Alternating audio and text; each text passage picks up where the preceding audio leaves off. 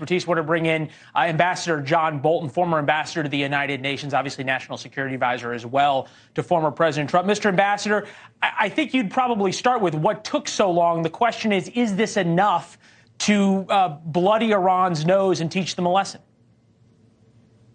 Well, we won't know, obviously. These attacks by the Houthi are clearly part of an Iranian-directed strategy in the region, their so-called Ring of Fire strategy, to put pressure on Israel and the West, and it is long overdue.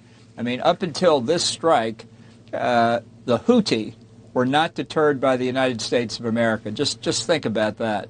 So I do think this is at least a good first step. My feeling is when you look at the entire region, until Iran itself feels some pain, instead of its outlying terrorist proxies, this is likely to go on.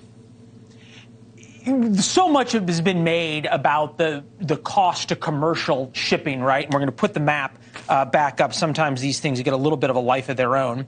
We'll go back, if we can, to the cargo ship attack map.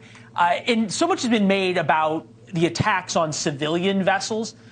Bloomberg reported that just in the past couple of days that the vessels that are still going up through the Red Sea have been broadcasting their Chinese ties to Chinese companies, Chinese cargo, on and on and on, thinking that would provide them some insurance from the Houthis, who are controlled by Iran, ...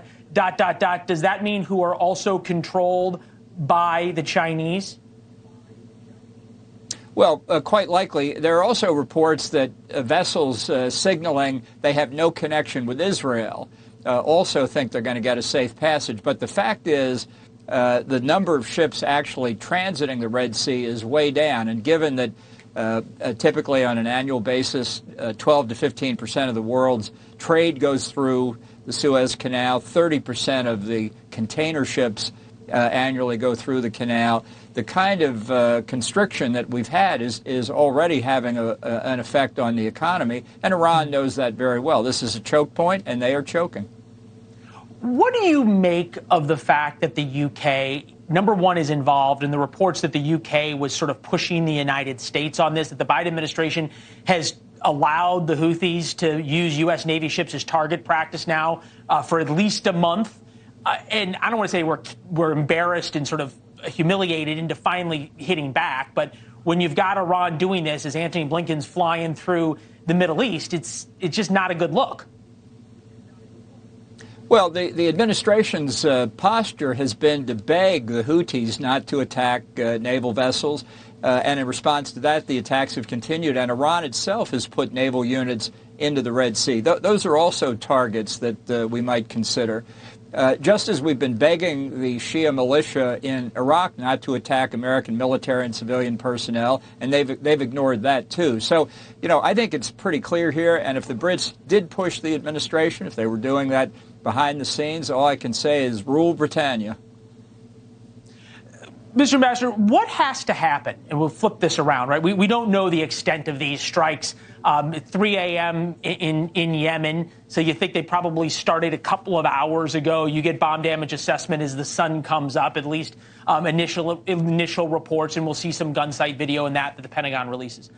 What has to happen, to your mind, that Iran would be taught a lesson and back down, or will they probe once again? Is this the bayonet meeting steel, or is there still more mush, to borrow the old Soviet phrase? Yeah, well, we don't know because we don't know the full extent of the strikes, and they are late, and there's a political motivation behind them. In part, there have been reports of some attacks in Sana'a, the capital of Yemen. I'd like to know whether those prove out. But I think this is, ever since October the 7th, Iran has been controlling the narrative here, and I think they have been seeing how far they can go. And we have been nearly totally passive up until now on this front. We've sunk a couple of small Houthi boats.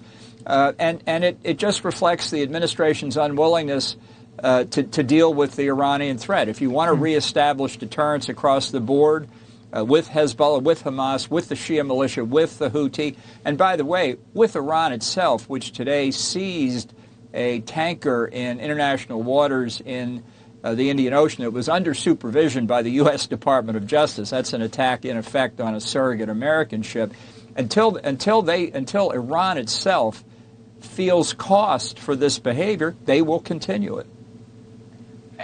Based at least on what we've seen, if you can, just in a couple of sentences, what we've seen so far, know of so far in terms of attacks by the United States and the Brits against the Houthis so far, this is not that, right? This is not something that you would say Iran is feeling pain from.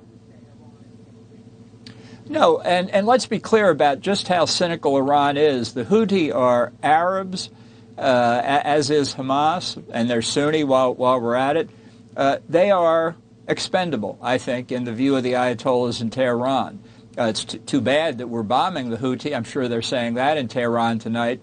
But fundamentally, this is not pain that Iran is feeling. The Houthis wouldn't have any ability to constrict commercial traffic in the Red Sea were it not for Iran.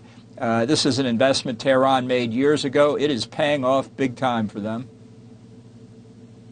All right, Mr. Ambassador, thank you very much. We appreciate it. Glenn Ignazio also with us on this breaking news. Thank you both, gentlemen, back here in Washington.